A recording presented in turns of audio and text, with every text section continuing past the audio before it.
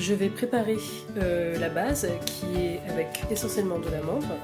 Donc on a un sachet de 125 g d'amandes en poudre. Comme il nous faut 200 g, on va compléter avec un second sachet. Pour l'instant, voilà, on n'est pas encore complètement au point, donc on va juste compléter avec une partie du sachet d'amandin qui a une saveur un peu plus intéressante, mais on va pas mettre complètement tout le sachet pour éviter d'avoir de trop dénaturer le goût principal de la galette. Voilà, donc je pense qu'on a pile les 200 g.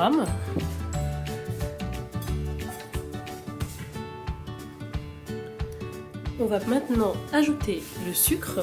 Il nous faut 200 g de sucre. Ici, je mets du sucre blond bio. Et je vais également mettre du sucre non raffiné, dit sucre roux muscovado, pour vraiment essayer d'améliorer le goût. J'ai donc préparé le sucre pour la garniture. On a donc 100 g de sucre blond de canne et 100 g de sucre roux non raffiné muscovado qui vient directement de l'île Maurice. Je vais l'ajouter au mélange d'amandes qui a été fait au préalable. Voilà. Tout de suite, on a déjà une pâte qui va nous servir de base pour la frangipane. Il suffit qu'on rajoute le beurre et un œuf afin de pouvoir lier tout cela. Donc là, j'ai légèrement mélangé les amandes et le sucre. Je vais compléter ce mélange avec un tour de batteur. Ça va vraiment nous permettre, avant de mettre le beurre et avant de mettre l'œuf, d'avoir déjà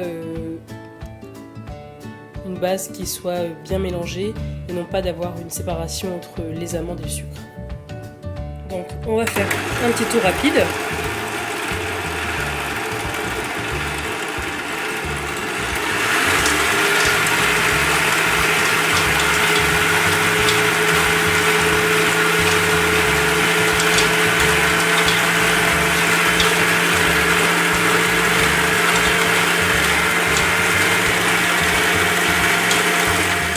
Un œuf à la préparation qui était à base de poudre et de sucre.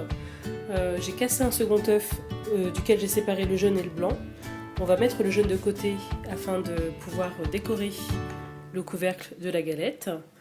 Et on va rajouter ce blanc là au reste de la préparation.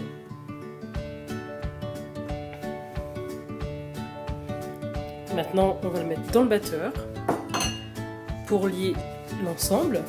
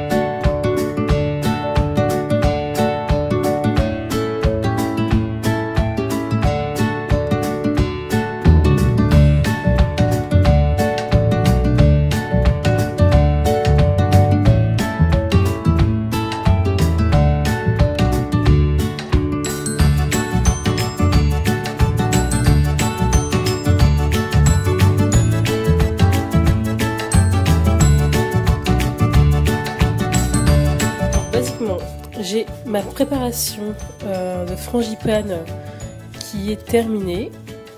Donc on a mis la poudre d'amande, le sucre, l'œuf plus le blanc d'œuf supplémentaire et également un peu d'extrait de vanille et un tout petit verre de rhum.